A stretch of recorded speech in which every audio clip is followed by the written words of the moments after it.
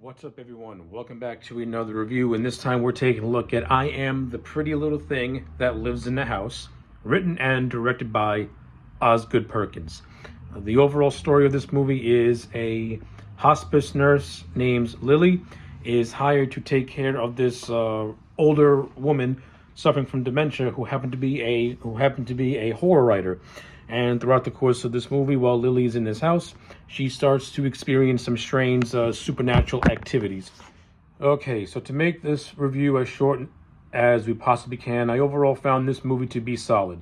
I didn't think it was anything great or anything fantastic, but at the same time, there was nothing in this movie that was remotely bad either. To get the positives out of the way first, I think the performances in this movie are very, very solid. I thought the actress who played the character of Lily, who is more or less the main protagonist, if you will, I thought she was fine in the role. She doesn't really have much of a character, and most of her dialogue is told through voiceovers. So, I mean, that's really that. But in the scenes where she does have to act inside the house and look scared and look creeped out, I thought she did a decent job.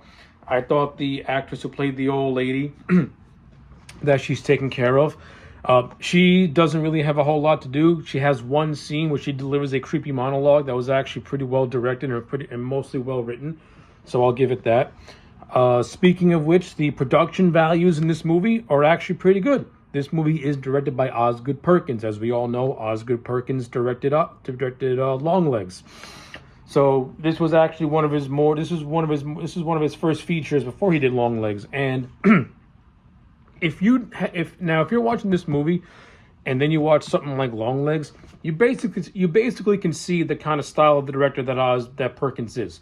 You know, he's a very slow burn director, very similar to that of Stanley Kubrick, in which he lets his camera do the talking and he just creates an intense atmosphere. And he creates an intense atmosphere. That's really what this movie has going for it, is that it has a very good atmosphere to it. It's got really good cinematography. More or less, from a fundamental level and a production standpoint, this movie hits all the good check boxes. It's got really good cinematography. It's got really just, chilling music by Oz Perkins' brother Elvis Perkins that really helps enhance what could be a very, very boring movie, because without the music, this movie is boring. It could be a slug to sit through. But at least the music helps, give it some character and give it some forebodingness. And you also have, relatively good acting to also keep you interested. So I think in a lot of areas, the acting can be maybe just a little bit too subdued and just a little bit too whispery for my taste. But for the most part, it does fit the overall tone of the movie and what Perkins is trying to go for. I would have preferred scenes where the characters, act like real people and not like just things to move the plot along.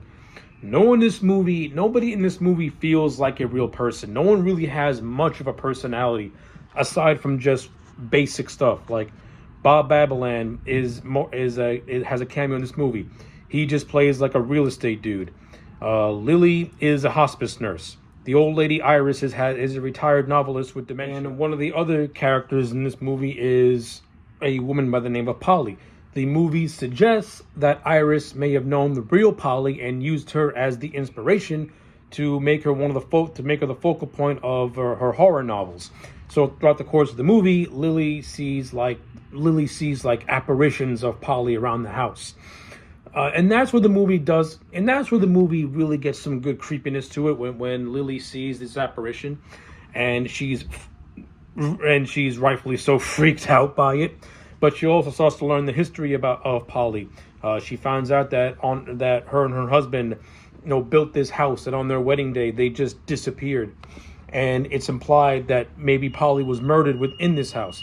We don't really get a clear-cut answer for that, nor a revelation as to what actually happened to Polly.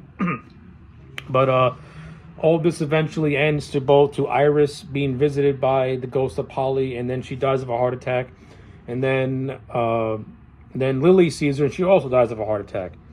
And that's basically how the movie ends. It's a very anticlimactic ending, to tell the truth. Very just... It's almost as if Oz did not know what to do in terms of a payoff. He didn't really know what direction he wanted to go in. So he just He just kills her, and so she just dies in a very just underwhelming way.